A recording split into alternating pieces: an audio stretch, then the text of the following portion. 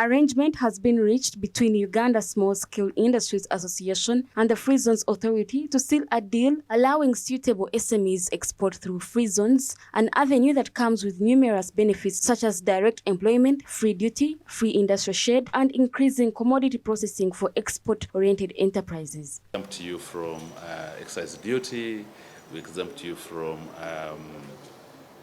other forms of taxes, but most importantly, stamp duty is exempted, but most importantly, and I want you to mark this, all inputs into the production process, inputs that are not locally available in Uganda, will be imported and are imported into this country free of customs duties.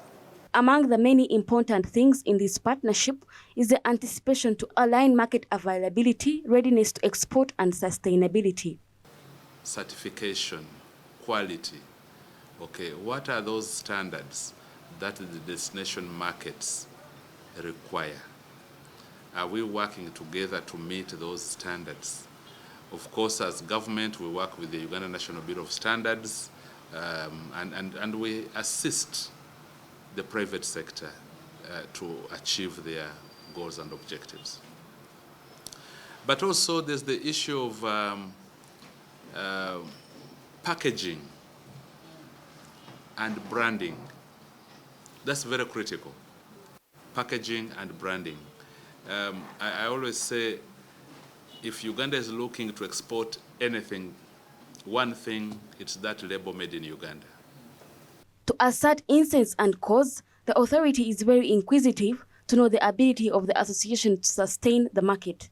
Our biggest interest as we start implementing this MOU will be in working with us to profile small and medium enterprises that have potential to supply to free zones that are existing. So we shall share a list of the various free zones that especially in the agro-processing area, to see how we can profile these SMEs, how much can they produce, how much can they supply, so that we go into formal contracts. In response, the small and medium enterprises express faith in their ability in terms of market access compared to a section of the bigger companies, as many of them even export to European markets. For example, we have some of our members who are into value addition, but almost 80% of what they produce is taken to the European market. Yeah, one of them I think is in leather processing, and they make a number of products from leather. But she is overwhelmed by the European market. Up to 80–90% is taken out there. I actually think she could be one of the immediate beneficiaries of the free zone, because most of what she produces is taken out there. We also take note of the fact that actually these small-scale industries dominate the manufacturing sector in Uganda. And I think there's a lot of opportunity and there's a lot of potential that, if supported and given the right information, the right sensitization, there's a lot of export opportunities. At the same event, Smart24 TV also learned that there is need for government to fund SMEs, especially those that deal in gold, since Uganda's export earnings were hit by a 5% gold levy last year. We have a sector in the minerals, especially gold.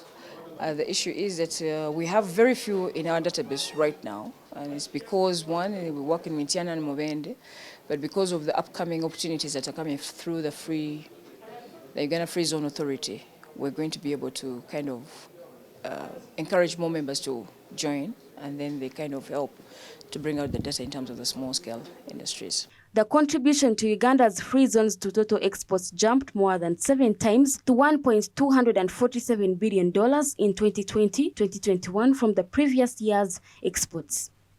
The authority also asked the Parliament's Finance Committee to consider adding 29.5 billion shillings to its budgetary allocation for the financial year 2022-2023. 28.24 billion shillings of the additional funding would cater for the completion of the Entebbe International Airport Free Zone, which is at 50% complete, to improve the value of Uganda's exports.